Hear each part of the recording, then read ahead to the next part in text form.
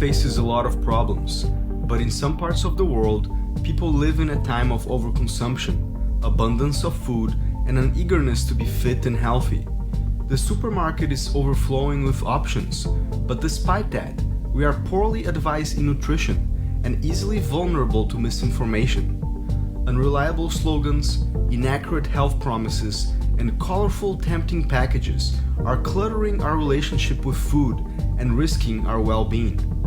We are bombarded by conflicting information about food, diets, and supplements. So how can we know what's best for us? Which foods improve health, and which ones can potentially promote disease? I have struggled with these questions for a long time, and it has been a challenge to find a diet that would help me achieve my health goals. After trying several yo-yo diets over the years, I decided to change my lifestyle by simply incorporating lots of plant-based foods into my diet. So far, it has worked for me. I lost 50 pounds, got my blood pressure, blood sugar, and cholesterol under control, and overall felt really good.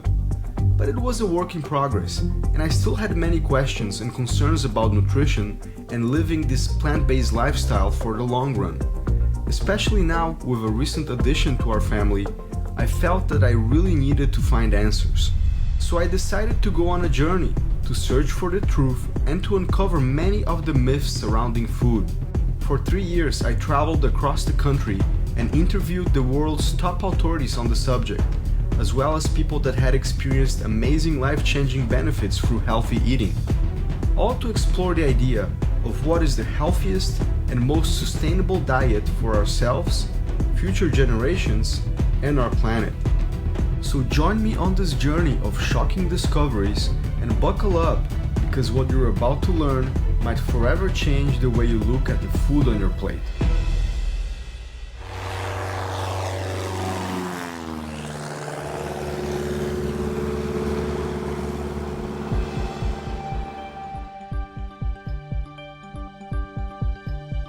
Well, there's a lot of difference of opinion about it, and there's a faction of people who insist that there are different diets for different people. But I think that the evidence is fairly clear that that's not true, and there really is an appropriate diet for humans, just like there's a best diet for cats, dogs, elephants, and any other mammal. And the best diet for humans is one that is plant-based, almost all calories coming from 4 principal food groups: fruit, vegetables, whole grains, and legumes. It's low in fat, high in fiber, not very much processed food. None is great, but in today's world, I don't know how realistic that is. What we have seen in nutrition for many, many years, I must say, is a lot of confusion. You go and survey people, outside of the science and ask them what do they think about nutrition is, and you can hear all kinds of comments. I eat this, I eat that, and this is good and this is not good. There's also confusion in the professions. Medical doctors are not trained in this field. And there's confusion in my own field, biomedical research. We don't get an opportunity to tell, the real science, I think, the way it should be told, because we're overwhelmed with the corporate sector trying to sell stuff. We are living in extreme times where we have 27% of people dying of heart disease, 25% of cancer, 10% of stroke, 4 or 5% from diabetes, the same number for Alzheimer's.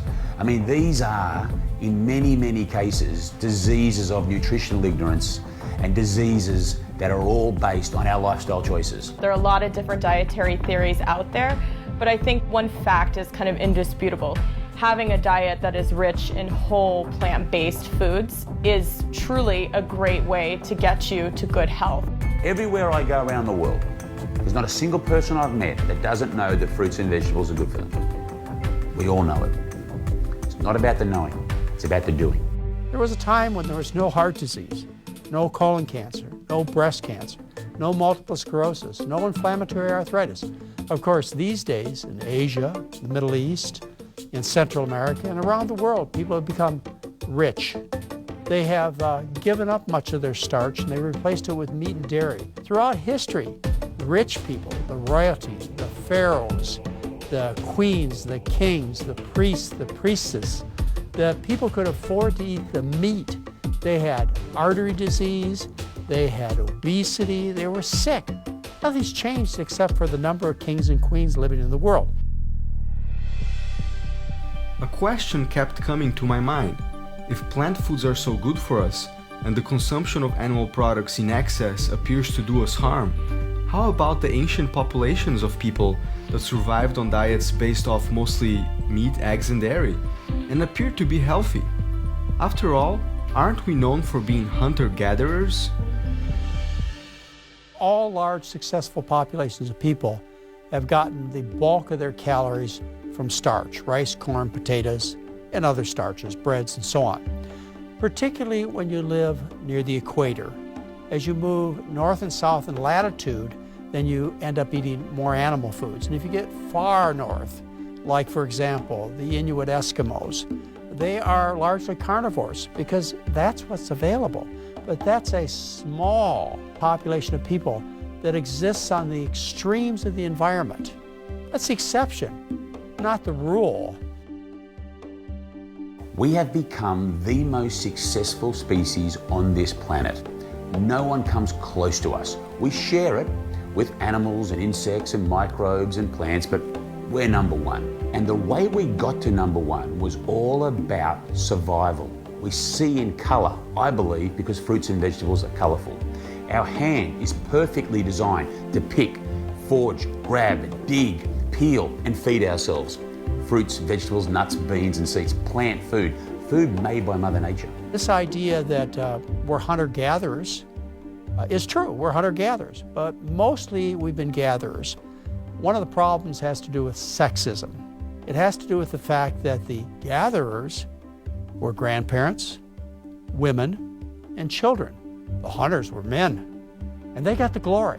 The people who really provided the bulk of the calories for most of the civilizations through all of verifiable human history have been the women, children, and grandparents. Even when I began considering the idea of eating mostly a plant-based diet, I was still haunted with many questions. How was I going to be able to live without animal foods? I didn't want to become nutrient deficient.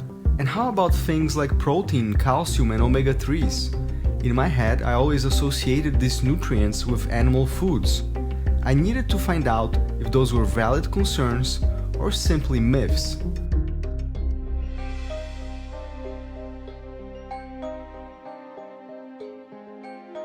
It's almost impossible to design a protein-deficient diet surrounding, a variety of whole plant foods. But what people need to know is there's never been a case of protein deficiency ever described in the world literature on any natural diet that met the sufficient amount of calories. Back to 1839 when protein was discovered, it had this incredible reverence associated with it, and it just gained traction. But the evidence is very clear that humans do not need to eat a lot of protein, and when they do, they get a lot of health problems as a result. Human protein needs are just a tiny percentage of calories, maybe 2.5–3% of calories. And if you were to eat the lowest protein foods in the plant world, which would be foods like rice, you're at 8 or 9% protein. So you're not going to become protein deficient. But the promoters of the low-carb diets, the promoters of the sports drinks, the food bars, and all these kinds of things insist and market to the public that they absolutely must have more protein. It's just not true. In practical sense, in reality, the way we humans operate, we can get ideal levels of protein if we just get it from plants. When we consume animal foods to get that protein, if you will, what we're actually doing, we're displacing the consumption of those foods that matter. And the foods that matter are plants. The amount of animal protein we eat is the problem. In rural China and Japanese populations, healthier places in the world, people eat a little bit of animal protein, but for economic reasons, it's very, very, very tiny. They use one little piece of meat, they slice it up, and it seasons a dish for 8 people. Here in this country, we have one gargantuan piece of meat. We put it on a plate with a tiny little bit of vegetables. We call that a meal. The problem is that when you eat too much protein of any type, you stress your kidneys, you stress your liver, and when it's animal protein, you increase your risk of cancer.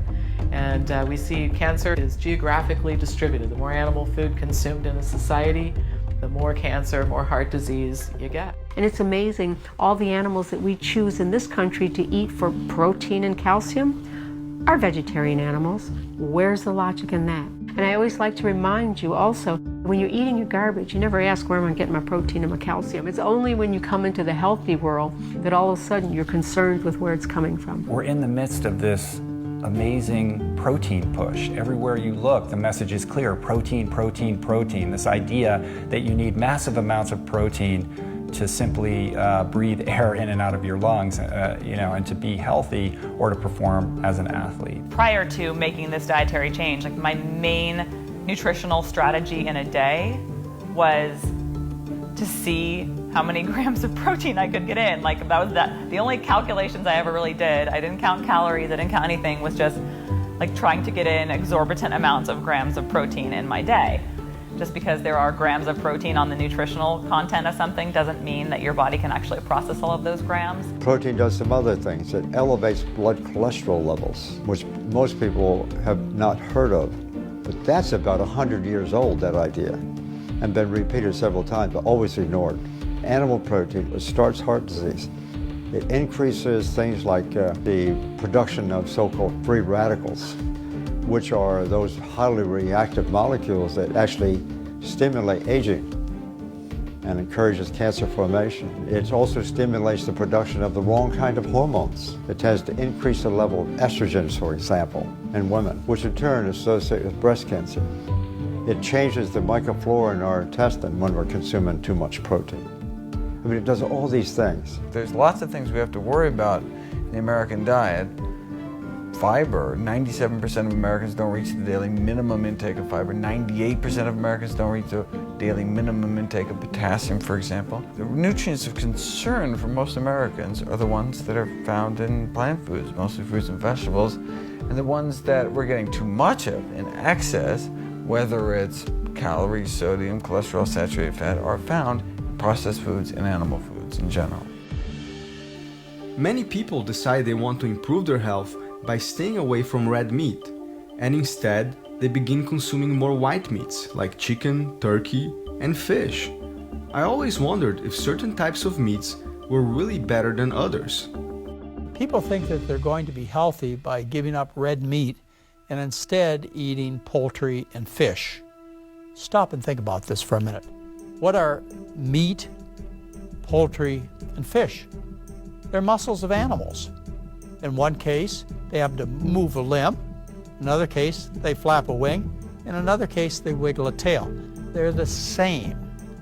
High fat, high protein, high cholesterol, no dietary fiber, high in the food chain, so heavily polluted. From the standpoint of the effect of the protein and fat and those foods and their effect on health, it really doesn't matter. It's dose dependent, not type dependent. So fish is not healthier. In many cases, it has more fat than chicken and pork.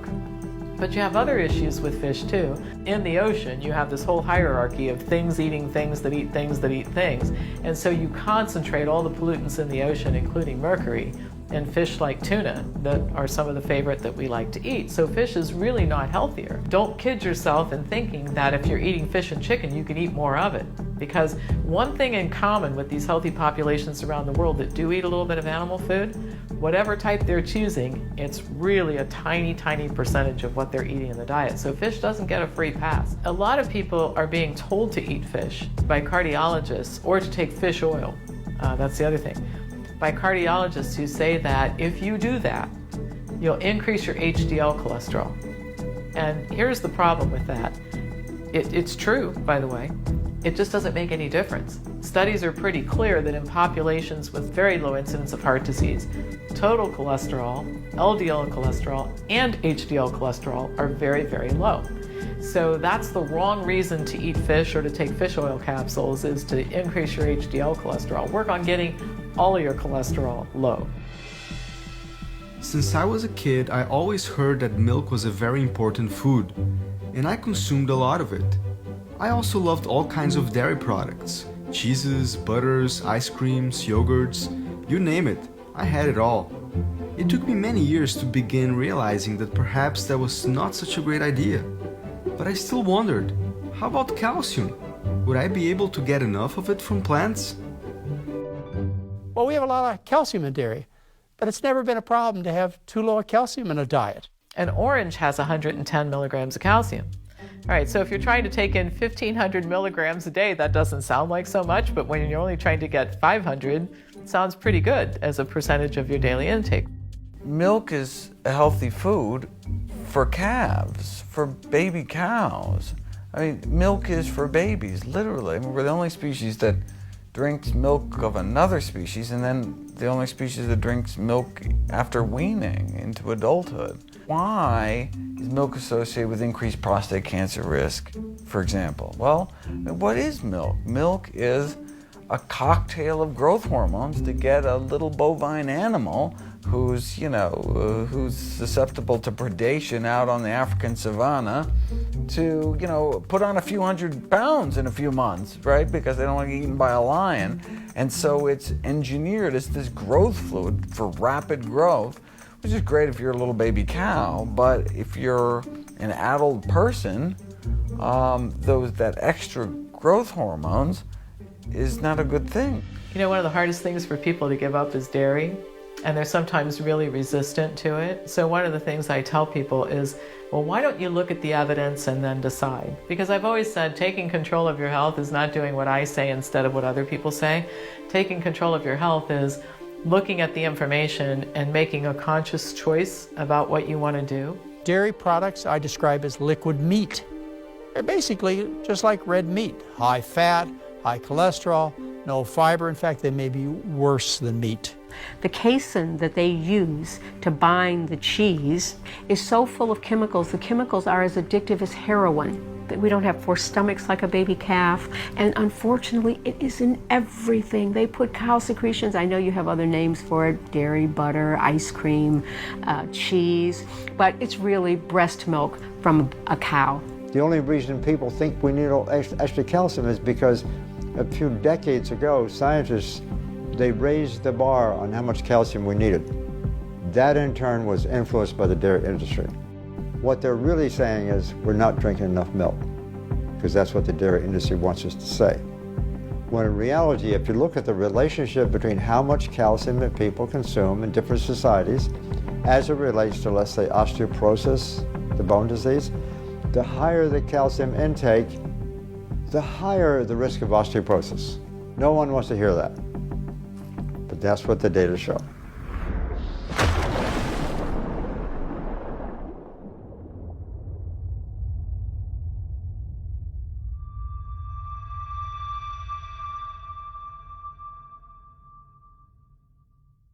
What goes on inside an egg during incubation? Well, after a week, the eye shows up clearly in the embryo as the first external organ to develop. Gestation is much further advanced at 10 days. The chick's outline is more pronounced as other organs begin to form. At 14 days, you can see the shape of the chick. The contents of the egg provide nourishment during the incubation period. Most people can't imagine starting their day without eggs. It's the favorite breakfast option around the world. And eggs make their way everywhere, in breads, cakes, candies, dressings, and even drinks. Eggs have played an important role in our foraging ancestors' nutrition and survival. Overall, eggs are regarded as a healthy food, rich in protein, minerals, and fats. But in today's world, are eggs really a good food choice? I was shocked to discover the mounting amount of scientific evidence showing that eggs, and especially commercial eggs, might not be the healthy food that we all once thought it to be.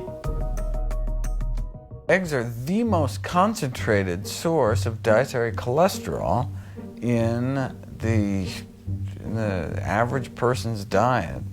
And dietary cholesterol can lead to an increase in blood cholesterol levels, which is a leading risk factor for our #1 killer of men and women, heart disease. Eggs have kind of the same issue as dairy in some ways, because commercial eggs are from chickens that are commercially raised. So if you ever knew how they were raised, it's horrible. You would never go near it, one. So it's disgusting. But aside from the disgustingness of it, commercial chickens are fed antibiotics to keep them bigger. It makes them bigger, cephalosporin to be specific.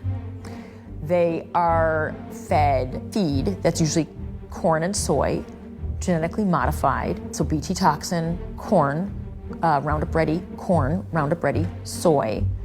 So those are affecting, again, the bacteria and the microbiome of the chicken and then of you, because you're ingesting it, it's bioaccumulative. A commercial chicken egg is mostly omega-6, it's not omega-3, so it's a horrible polyunsaturated profile. And that's, the least of the problems, because like I said, you've got the residue from glyphosate and Bt toxin and pesticides. The next nutrients on my list were omega-3 fatty acids. Who hasn't heard about fish oil capsules and their supposedly great health benefits? There seems to be a lot of controversy on this topic. I was curious to find out how much of these fats we needed to stay healthy, and how would someone get them if they didn't eat fish? A lot of these silly dietary fads become an industry. There's a lot of money to be made making products that cater to them and that sort of thing, and I'm convinced that's the omega-3 thing. Okay, so here's the deal. There are two essential fatty acids, omega-3s and 6s. All the rest of them your body synthesizes. Essential means must come from food. All right, so we find omega-3 fatty acids in foods like seafood, walnuts, flax seeds, some soy, all right? And then we find omega-6 fatty acids in land animals, chicken, pork, beef, and polyunsaturated vegetable oils. All right, so you can see what our problem is. We eat a lot of omega-6 fatty acids. And in fact, the ratio of omega-3 to omega-6 fatty acids used to be between 1:1 and 1:4. You know what it is today? Between 1:25 and 1:30. So this has led a lot of people to say, my gosh, this is so out of whack. Omega-6 is up here, omega-3 is down here. Maybe what we ought to do is take omega-3 fatty acid pills, fish oil pills, and encourage fish eating to get that omega-3 back up to that ratio that we have been accustomed to as a population. Okay, there's no evidence that it works. In fact, a large meta-analysis that looked at 89 studies showed that it didn't make any difference in health outcomes. But besides that, wouldn't it be better to lower the omega-6 fatty acid in the diet? Stop eating all those land animals, stop consuming all that plant oil, and the ratio goes back to normal. So let's not supplement with omega-3, let's ratchet down omega-6 and we end up where we need to be. There's no money in the decreasing omega-6. There's a lot of money in selling people omega-3 pills and getting them to eat fish. In fact, when you take a supplement, omega-3s, we've got some really good evidence now, summarizing a lot of studies. The higher the use of omega-3s, the higher is the risk for type 2 diabetes. And even there's evidence that cancer goes up too. It does exactly the opposite of what people think it does. It's disgusting. It's one of those ridiculous things. Early on, there was data suggesting that it might be beneficial, but now the preponderance of evidence is that fish oil is useless. So there's this billion-dollar industry that's basically selling people fish oil as snake oil. For many guys, eating a diet rich in meat is seen as a reflection of their manhood and associated with being strong and manly. I felt the same way for most of my life. So I was really surprised to come across studies that showed that such a diet might actually have the contrary effect in the long run. Here they are eating a meat that's going to make them macho, right? Has the opposite effect. That's not being very macho to have erectile dysfunction. It's all about blood flow. They even say it in the Cialis and Viagra commercials. So if your arteries are clogged with cheese and dairy and meat and bacon and all this bullshit, what's the main vein? Come on, it's simple science, man. It's unquestionable that men think that they have to eat a lot of protein and that eating a plant-based diet may not be really masculine. But I'll tell you what's really not masculine is erectile dysfunction. If you want to be virile, if you want to have a great masculine life, eat a plant-based diet. There is a great deal of evidence that erectile dysfunction is caused by diet in many instances. And the reason is that if you have coronary artery disease in one area of the body, you have it everywhere. So those very tiny blood vessels that lead to the penis are some of the first to get affected. And so erectile dysfunction has been referred to as the canary in the coal mine.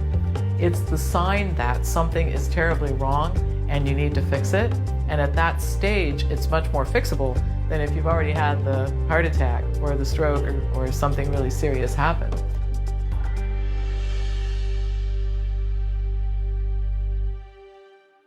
Obesity is linked to more than 60 chronic diseases, and it is common knowledge that there is an epidemic of obesity around the world. Today, 2/3 of adults and nearly 1/3 of children in America struggle with it.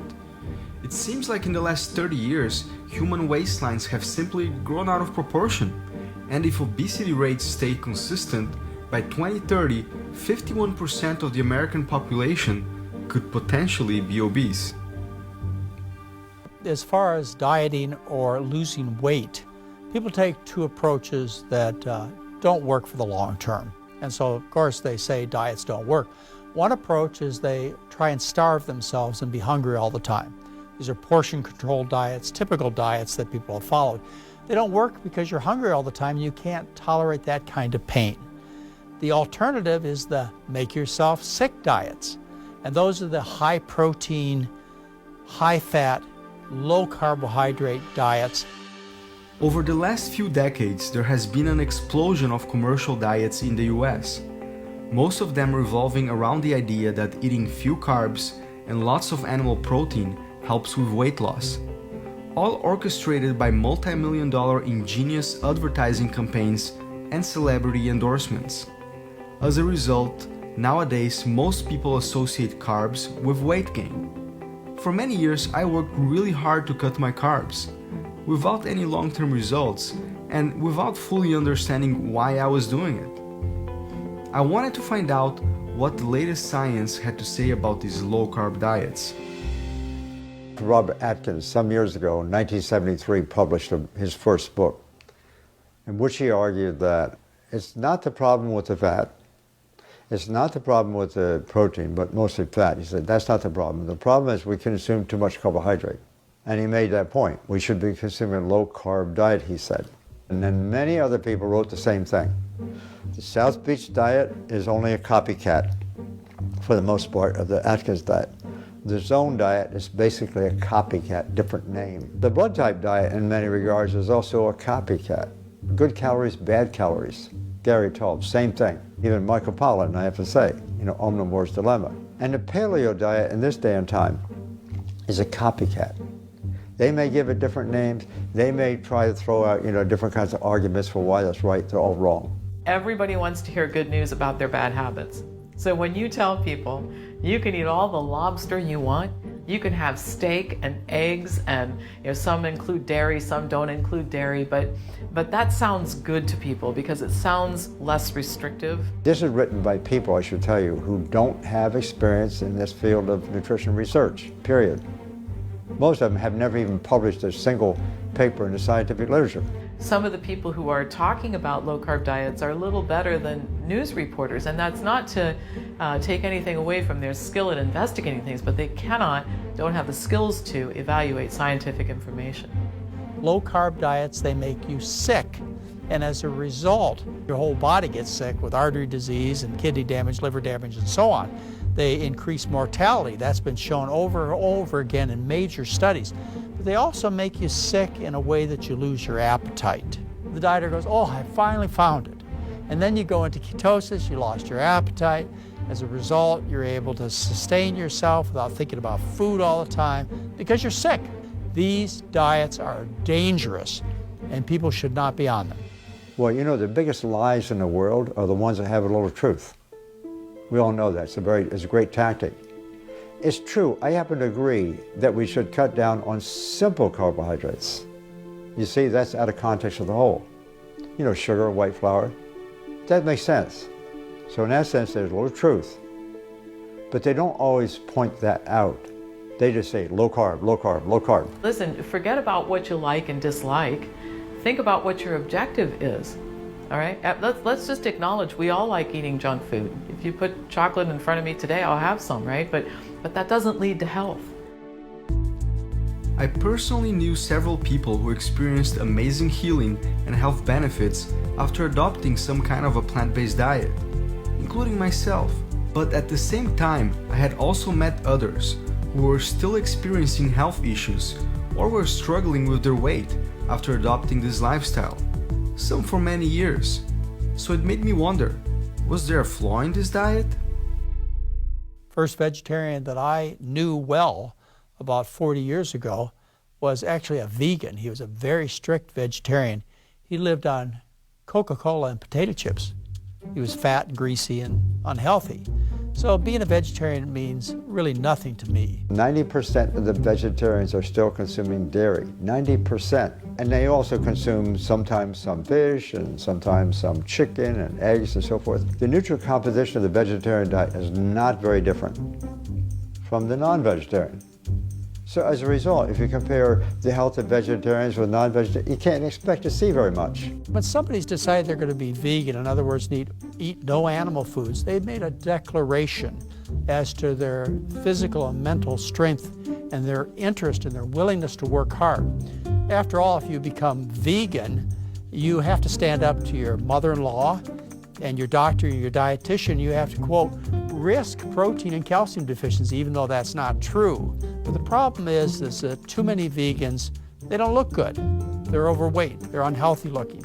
I don't really like to use the words vegan and vegetarian because it's not describing the kind of science I'm talking about. I would call myself a fat vegan when I first started out. That's exactly what I was, and I was trying to tell everyone how great this lifestyle is, and it saved me, it reversed my heart disease. But yet, I was still walking around about 75 pounds to 100 pounds overweight. Now, why is somebody a fat vegan? Not because they give up the animal foods. That's a good thing. You need to give up the animal foods.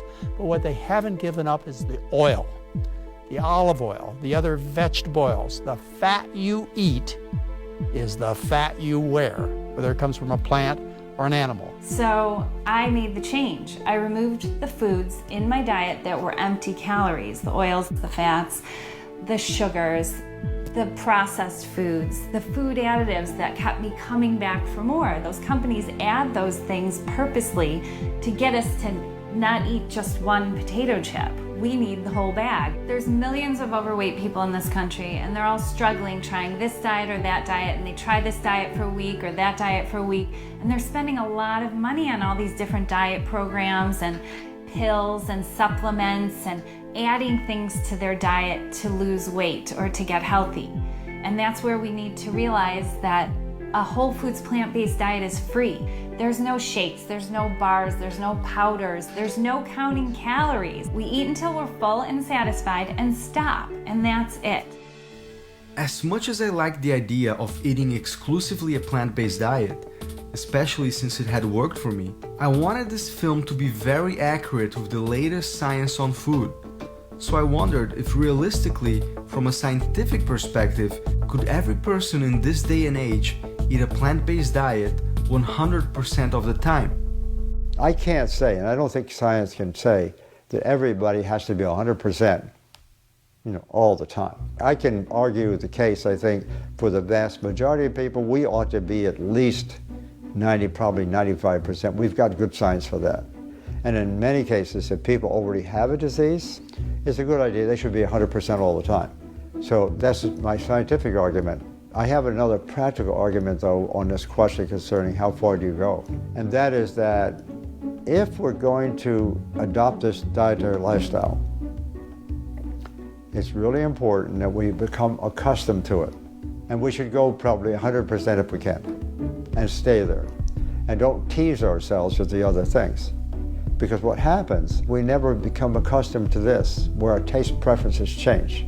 If you do it right, there are no health issues. In fact, the side effects are you're going to lose weight, you're going to look better, you're going to have more energy, you're going to avoid most of the common degenerative conditions most of the time, you're going to have a longer life and a healthier and a better life. That's about what happens when you do this. So there isn't a downside. We often hear that the key to good health is moderation. And it makes sense. But why then does it not seem to work for most people?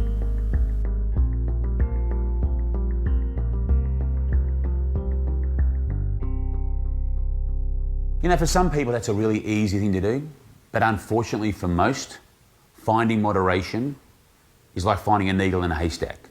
And because others can do it, they feel lost and they feel like an absolute failure because they can't. And the truth be told, most people can't find moderation. So they're actually in the majority, not the minority. But this minority few that are on television, that have never ever been fat, never ever been sick, have genetics very much on their way, that are out there saying it's all about this and all about that, I mean, how are they going to relate to that poor person sitting at home that's 350 pounds that feels like their world is over? Now, I know what they feel like. I was 310 pounds. I was loaded up on medication for 8 years. I understand, I can relate. I won't tell anybody that moderation's easy. Moderation's damn hard, really hard. I still haven't mastered it. I'm a work in progress when it comes to moderation, but what I'm finding is that I'm away from an extreme now of 93% of my energy coming from this processed and fun part of town, animal part. I've now got this moderation up. I've now moved it up and it's working. So how are people supposed to get all this information? Since every day we're bombarded with TV ads, infomercials, news talking about the new food trends. How can we know who's telling the truth and has honest, non-biased science behind their products? The media always approaches things with the idea that if we're going to interview somebody about diet, we have to let somebody with a different opinion give their opinion. All right, so here's what happens. Somebody like Colin Campbell at Cornell University writes this book, The China Study. It has hundreds and hundreds and hundreds of references. It represents decades of very meticulous research work that he did, right? And so they're going to interview him. Well, then they go find somebody who's promoting a paleo diet or a low-carb diet because we have to have the contrary opinion. That person may have written a terrible book that's a little more than a storybook. It's not referenced. It has no credibility. But in the eyes of the public, now those two are equal. Colin has an opinion, and this other person has an opinion. So it confuses people, and it gains traction that way. We tend to look at the fast food industry as the big villain, responsible for all the havoc surrounding food choices. But these same companies that are contributing to the problem may also hold the key to the solution. It is a supply and demand issue. So if enough people begin demanding healthy plant-based options, perhaps that could be a good approach. After all, it is us, the consumers, who should dictate what the market has to offer, and not the other way around. You can make better, cleaner, healthier products by incorporating more plant-based foods into your products, and not to shy away from that. So I don't take a negative approach like down with these fast foods. We need to make them understand that they can still make money and they can still have a sustainable business. Because there are people out there that want this food. We just have to make it available to them.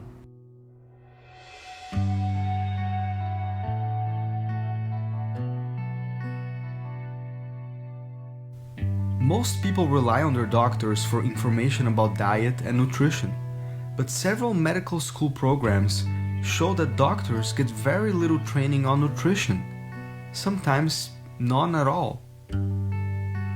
As I went through medical school and then I went through residency and I started after that working on my own as a physician, after a while I became kind of a little bit frustrated with my inability to really help people. Because what I felt was happening was that I was just basically seeing patients, asked to see them very quickly, and was really left with limited options as far as what I could do.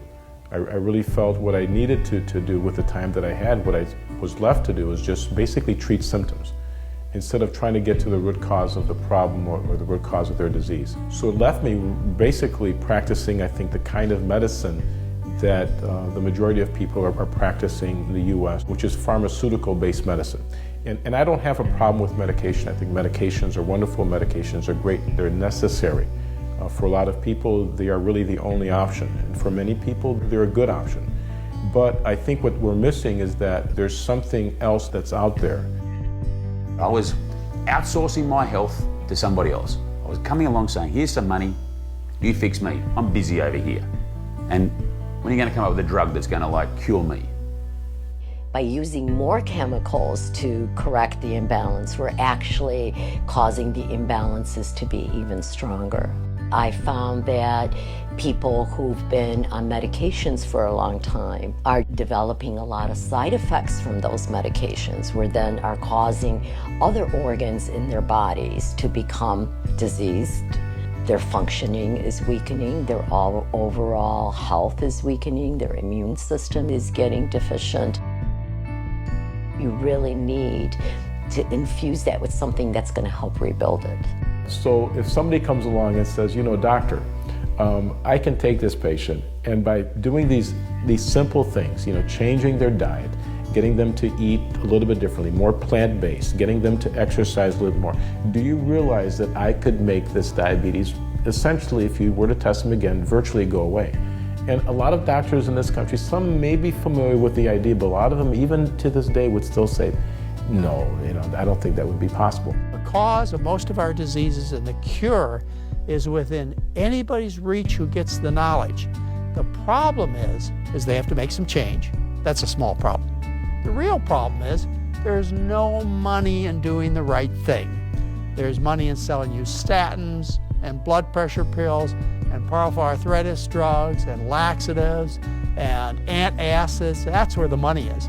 So that's where the education goes. We have to shift the dollars from expensive procedures and shift it more towards education, teaching people, showing them about their disease and why it's there, and teaching them the things that they can do day in and day out that would positively impact that disease and possibly even get it certainly improved and maybe even reversed in some cases. You can expect artery disease to stabilize and reverse and the symptoms to go away.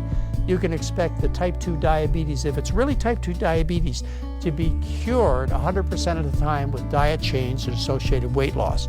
You can expect the arthritises to improve and go away and be cured many times if they're inflammatory arthritises. The bowel problems, all the way from indigestion to constipation to colitis, you can expect a cure when you direct your attention to the cause of the problem and you fix it.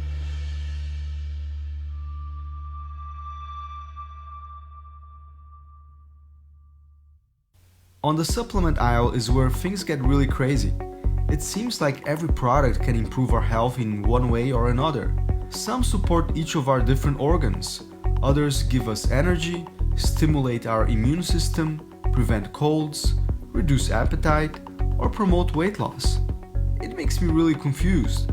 If they are all so good for us, should we even have to worry about eating healthy? Too tired? Too often? Try Ributol. If you too need extra amounts of thiamine and riboflavin, Ributol can help you gain new strength, new energy. Let just one person among thousands of users tell you about amazing benefits gained from Ributol. There's some products out there that could be beneficial to our health, and there's nothing wrong with them, but I think the problem comes when people overdo or overuse that one product and look at it as the silver bullet, the thing that's going to cure all my ills. When people go to that extreme, I don't think there's a product out there like that. I discourage supplements most of the time for most people. And part of the problem with supplements is that supplements, drugs, procedures, they all have application for specific populations. So the whole pitch, if you will, is based on the idea that you can't get enough nutrients from food, you don't eat the right diet, so you can somehow make up for it by taking these dietary supplements. So it's become a $40 billion industry. The sales pitch has worked, people are doing it, they're buying this stuff. And the people who sell it, they're hanging on for dear life and they're not about to give in to the scientific truth. But the reality is that all of the nutrients that you need are in food, and they're in food in very specific and complex combinations that we don't really even understand all of yet. And so when you extract a single nutrient and purify it and put it in a pill, you're overloading your system with something that it's never seen before and is really not adapted to deal with. Much better to eat smaller amounts of it in the food. And again, I'll grant that there are exceptions, and in my office I recommend supplements sometimes, but not to the general population. And that's the problem in medicine too. We want to take everything and sell it to everybody because that's how you make money. A lot of people have done a lot of disservice to many, many people trying to offer a magic pill or a magic this or a solution in 5 days that it's going to change your life. And the simple reality is that you can't do 20 years of damage by ignoring Mother Nature's best, the fruits, the vegetables, the nuts, the beans, the seeds. You can't spend 20 years saying no to that and then expect people in white coats to come up with something that's going to solve that in 5 days. So what we have to do is we have to see the error of our ways, which was turning our back on Mother Nature, and we have to turn towards her for a solution. Vitamin supplements, for example. We've got a lot of data that when you take them out of context like that and use them that way, in the short run, yeah, they look sort of interesting. Maybe they're looking good for a little while, especially people who may be really low on them. But in the long run, no. You know, they don't work.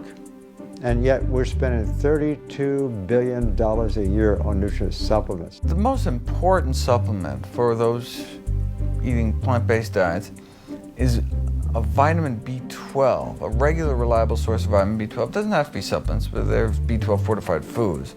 But it's very important, it's critical for everyone eating a plant-based diet to get a regular reliable source of vitamin B12. There's only 2 vitamins not created by plants. One is vitamin D, created by animals, such as yourself when you walk out into the sun.